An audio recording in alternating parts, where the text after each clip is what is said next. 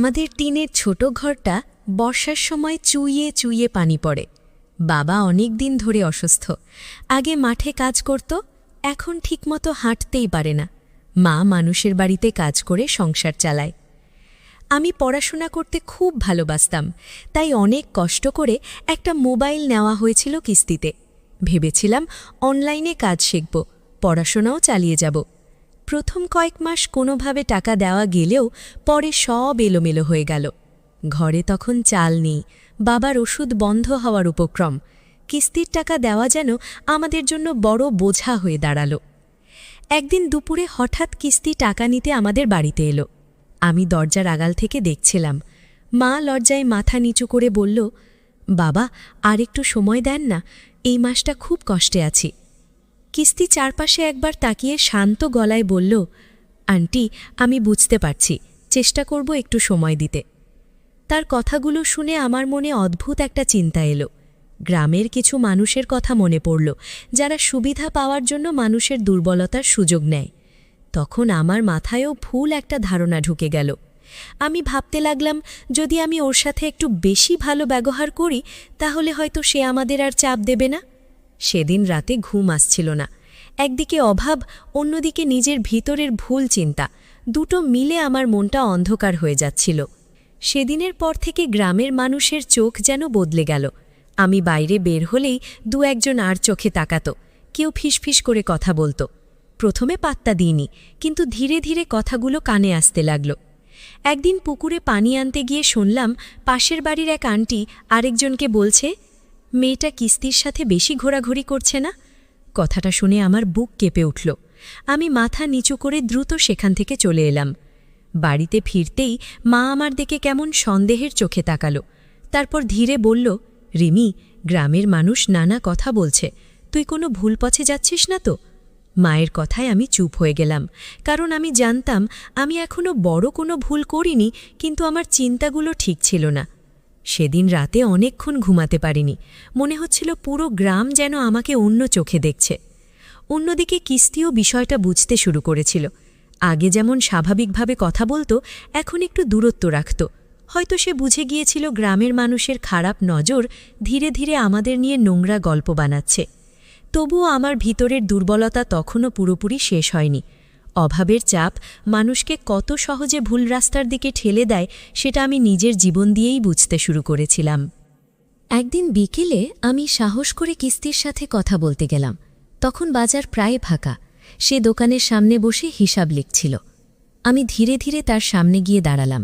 সে মাথা তুলে শান্ত গলায় বলল, কিছু বলবে? আমার বুক তখন জোরে ধুকপুক করছিল। অনেকক্ষণ চুপ থাকার পর বললাম, আপনি চাইলে আমাদের একটু সাহায্য করতে পারেন, আমি আপনার কথা শুনব। কথাটা বলেই মাথা নিচু করে ফেললাম। নিজের কাছে নিজেকে খুব ছোট মনে হচ্ছিল। কিছুক্ষণ নীরব থাকার পর কিস্তি ধীরে খাতা বন্ধ করল। তারপর খুব শান্ত গলায় বলল, রিমি, অভাব মানুষকে দুর্বল করে, কিন্তু নিজের সম্মান কখনো টাকার জন্য ছোট করতে নেই। তার কথাগুলো যেন সোজা আমার বুকের ভিতর গিয়ে লাগল। সে আবার বলল, আমি তোমাদের সাহায্য করতে পারি সময় দিয়ে, কিন্তু ভুল সম্পর্ক বা খারাপ চিন্তা দিয়ে কোনো সমস্যার সমাধান হয় না। আমি তখন আর মাথা তুলে তাকাতে পারছিলাম না। মনে হচ্ছিল লজ্জায় মাটির সাথে মিশে যাই। সেদিন প্রথমবার আমি বুঝলাম, আমি শুধু একজন মানুষকে ভুল ভাবিনি, নিজের সম্মানকেও ছোট করতে যাচ্ছিলাম। কিন্তু তখনও গ্রামের মানুষের খারাপ নজর থামেনি। কিস্তির কথাগুলো শোনার পর আমি নিজেকে বদলানোর চেষ্টা করছিলাম। তার থেকে দূরে থাকতাম, অকারণে বাইরে যেতাম না। কিন্তু গ্রামের মানুষের মুখ তো বন্ধ করা যায় না। একদিন সকালে মা বাজার থেকে ফিরে খুব চুপচাপ হয়ে গেল। আমি বারবার জিজ্ঞেস করলেও কিছু বলছিল না।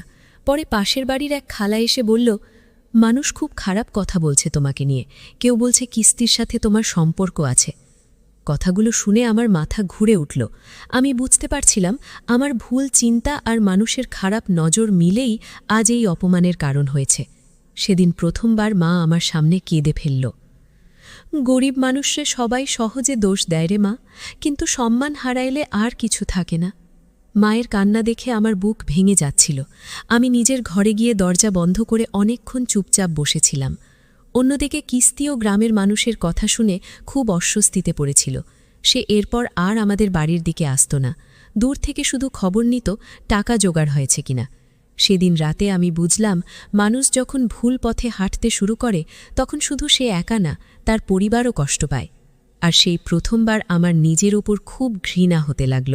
সেদিন রাতটা ছিল খুব শান্ত, বাইরে হালকা বৃষ্টি পড়ছিল। আমি জানালার পাশে বসেছিলাম আর নিজের ভুলগুলো ভাবছিলাম।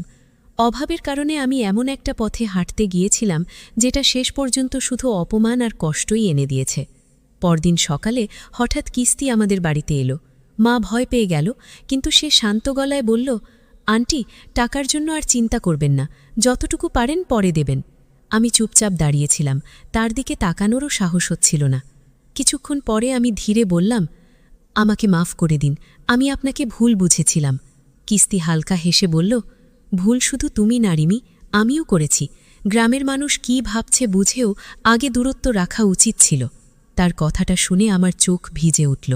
সেদিন প্রথমবার বুঝলাম, খারাপ নজর আর ভুল চিন্তা কখনো মানুষের জীবনে শান্তি আনে না।